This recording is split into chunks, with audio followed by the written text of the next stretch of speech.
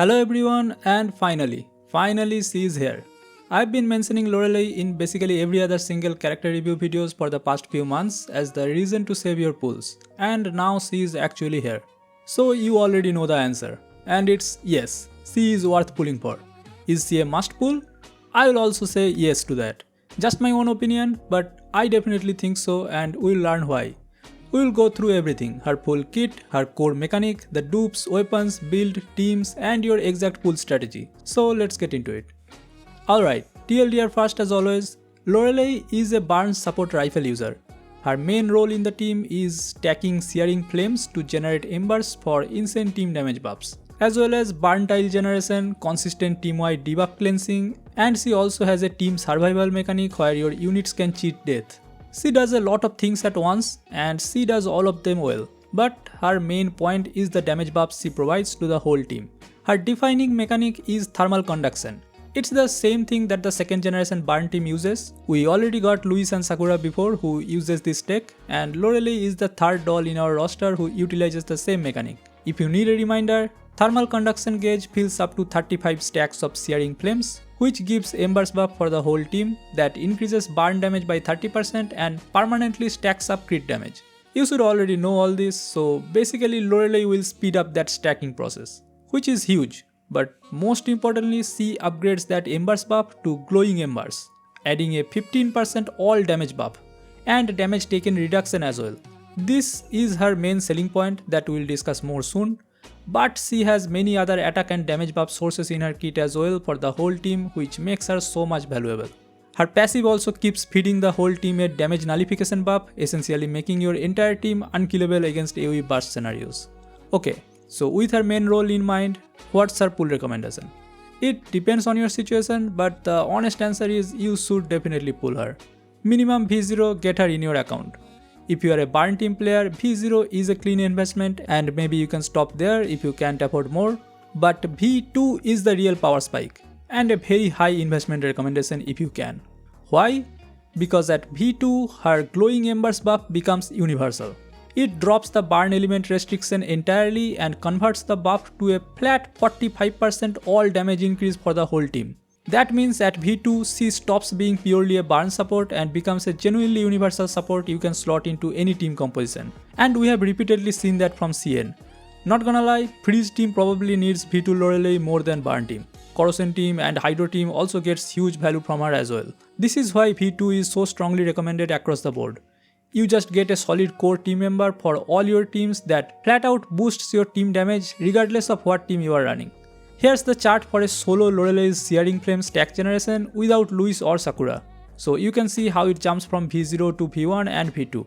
And only at V2 you can reach a third Glowing Embers buff within 7 rounds, so it's pretty significant. The dupe upgrade path that makes the most sense for most players is V0 first if you are resource starved and only play burn, and V2 then if you want to invest further and unlock her full value. Her signature weapon also provides burn team buff and universal attack up 2 buff, which almost all team wants. So it's a great value pull as well. You can pull it even at V0, or if you are going for V2 then it's a highly recommended pull after that. V2 R1 is probably the best stopping point for her. For reference, a V2 R1 Loreley provides attack up 2, 6% attack buff, stacking 5% crit damage every thermal conduction proc, which is at least 3 times in 7 turns. 45% damage boost when thermal conduction is active, which is again at least 5 out of 7 turns, 10% rifle damage boost and 5 instances of damage immunity every turn, so you do the math. But can you skip pulling Loreley entirely? And will it hurt your account? I mean a little, sure. I feel like Loreley adds so much value to every team. But if you already have a fully built stacked burn team with the other units, and maybe you don't care much about the other elemental teams, or simply she isn't a doll you really like and you are saving for your future waifu character, then yeah, feel free to skip waifu over meta anytime. And we have a lot of even bigger meta characters coming up like Alter Groza and recently announced AK-12 that we all know, so it's ultimately up to you. Last thing I want to mention about Loreley is that apparently she is a great cook in the crew deck with one of the highest 3-star cooking success rate for the food buffs, so another reason to pull for her maybe. My center is we will get some rest from cooking every day now, time for Loreley in the kitchen. Anyway, so that's her summary and now let me go through her full kit. Her basic attack is a 9 tile range targeted physical hit at 80% attack. You do need to use this to fill skill cycles at V0 and V1, but once you hit V2 you won't be using it anymore. Her skill 1 is her high damage skill. It's a targeted 7 tile range single target hit dealing 130% attack burn damage. But if Loreley has the glowing embers buff active, the damage multiplier doubles. And she also gains insight for 2 turns when this fires, which extends the range of her ultimate by 1 tile. Her skill 2 is her AoE skill, 120% attack burn damage in a 4 tile radius centered on herself. Damage distributed evenly among all targets in the area, but when glowing embers is active, the damage stops being split and every target takes the full hit individually. It also generates burn tiles in a 3 tile AoE for 3 turns while under glowing embers. Her ultimate is her main setup skill. She spends all 6 confectants, selects an open tile within 5 tile radius and summons Ranger Mark II on it, as well as deals 90% attack AoE burn damage to all enemies within 3 tiles and generates burn tiles within 3 tiles for 2 turns. If Ranger Mark II is already on the field when you cast again, it gets resummoned at the new location. The ult also cleanses taunt from all enemies, plus it applies joint immortality to Loreley and her nearest ally. This is a death prevention effect. The protected unit will not die from lethal damage as long as their partner is alive. But if one of the two dies, the other dies immediately too. This sounds like a big deal, but in practicality you wouldn't really face this scenario a lot. But what does a summon Ranger Mark II do? It gives 8 Searing Flame stacks when it gets summoned and applies Burning Tide buff to all allies for 3 rounds, which flat out increases their attack by 6%. Neat. Burn damage taken by enemies within a 5 tile radius of Ranger Mark II is also increased by 15%. And it has another passive called, I don't know what is this English translation, but it deals AoE burn damage equal to 40% attack to all enemies within 5 tiles of it at the end of every Loreley action. This also dispels 1 debuff from all allies, recovers 2 stability for all allies and gives 3 Searing Flame stacks. This is ticking constantly as the Ranger Mark II is on field, it's cleansing your team passively and it's fueling your thermal conduction every single round. Her passive is the backbone that makes everything else work. This gives all allied sniper rifle users 10% more damage. That's a free passive team buff which will help Cyan a lot when she comes and will help us build a full rifle team later. At battle start, she gains thermal conduction and she upgrades embers to glowing embers like we said before, as long as she is alive on the field. Every round start, she gains 2 confectants. That's her only source, so she can only ult every 3 rounds. At the end of her action, if Ranger Mark II is present, she gains extra command, meaning she usually does 2 attacks per turn. And lastly, before an allied unit takes damage, she grants them Flawless Blaze up to 3 times per round. Each Flawless Blaze nullifies 1 instance of incoming damage completely, which is huge for team-wise damage taken reduction. This is basically her full kit. Fundamentally, she just buffs whole team damage with glowing embers and from her Ranger Mark II summon being on field, as well as provides debuff cleanses and damage immunity. I would say that's a W combo for a support unit. For Vertebrae, again, like I said before, at minimum get her V0, which is perfectly fine for just burn team and you will not really miss much from her kit in there. But V2 is the investment recommendation for anyone who wants real value. It's her support peak and the most important dupe breakpoint by far. Flawless Blaze triggers increase from 3 to 5 per round. Extra command becomes extra action, which eats a turn, meaning you can now use both her skills back to back every round and don't need to use basic attack anymore. And the most important change, Glowing Embers no longer limits its plus damage bonus to burn element only. Instead, it becomes a flat 45% increase to all damage for all allies. This is what turns Loreley from a dedicated burn team support into a universal buffer you can run in any elemental team composition.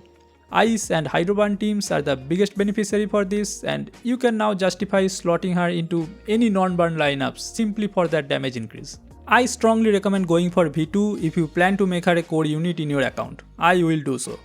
Anything beyond V2 is not a recommended pull as they don't benefit the team significantly and is rather her personal upgrades.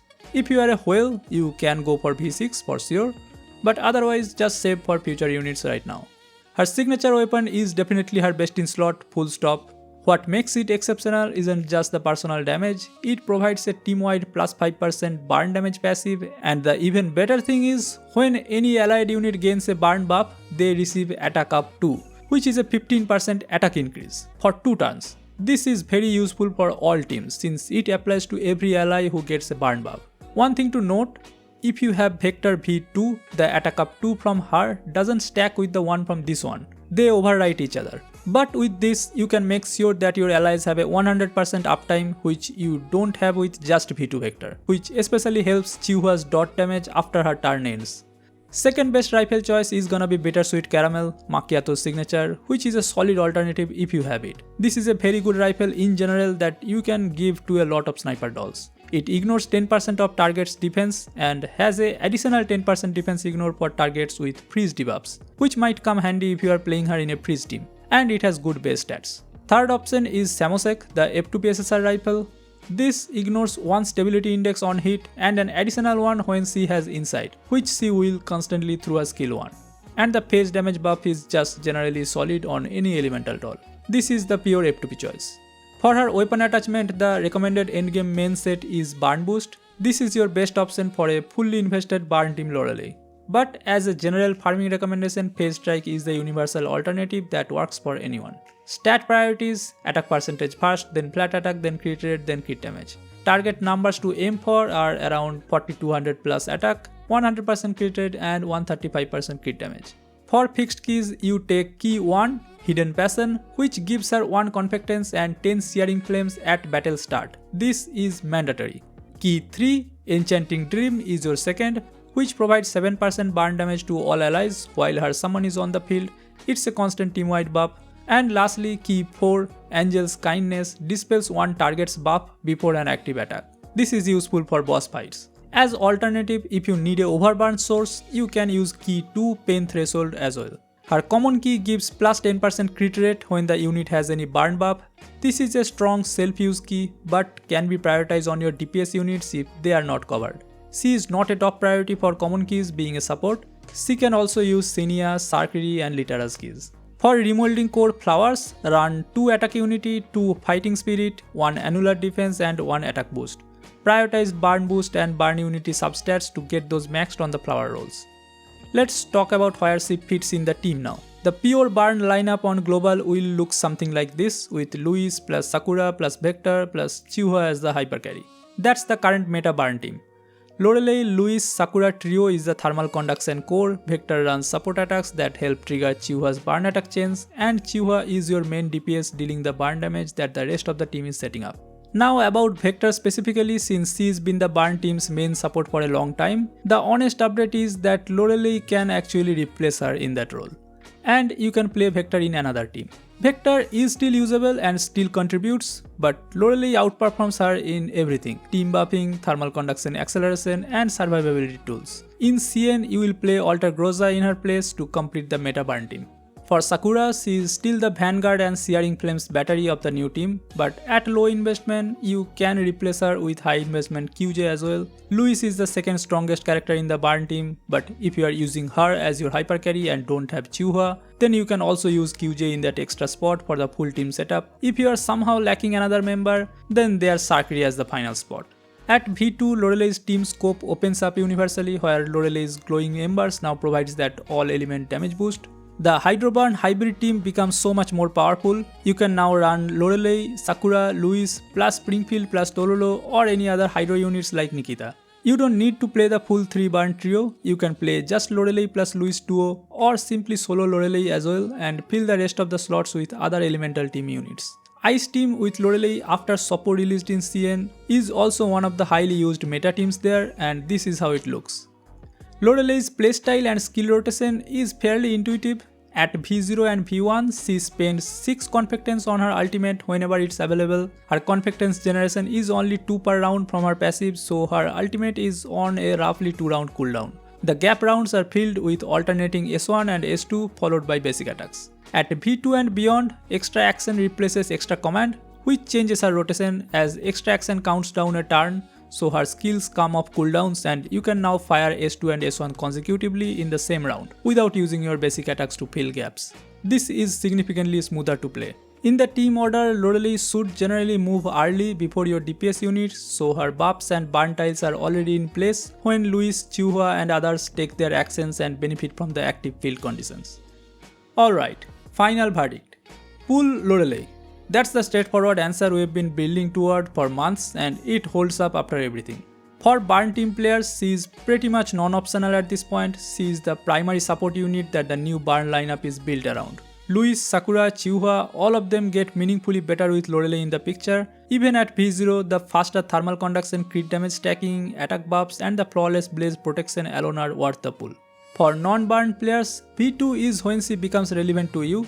If you are willing to go to V2, she becomes a legitimate universal support that you can eventually slot into any team for that 45% all damage boost from glowing embers. That's a powerful enough buff to justify the investment regardless of what your main team is doing. So V0 then V2 and get her signature weapon anytime you want as well. V2R1 is in my opinion the best topping breakpoint in her investment path. V6 if you are a whale and you just love the character, otherwise just save. And speaking of characters to save for, Cyan is still coming next, so don't go completely dry here if you can help it. And that's the full breakdown for Loreley. She's been hyped up for basically half a year since her CN launch, and yeah, she delivers. She is a genuinely complete support at V0, a universal buff machine at V2, and one of the best burn units in the game period. Let me know in the comments, are you pulling her? I definitely am. How many dupes are you going for? Are you a mono burn team player or are you getting her more for the V2 universal build? Drop your thoughts below. If this video helped, leave a like and subscribe, hit the hype button, join the channel membership or drop a super thanks if you want to support the channel. Thank you all for watching and I will catch you in the next one. Goodbye.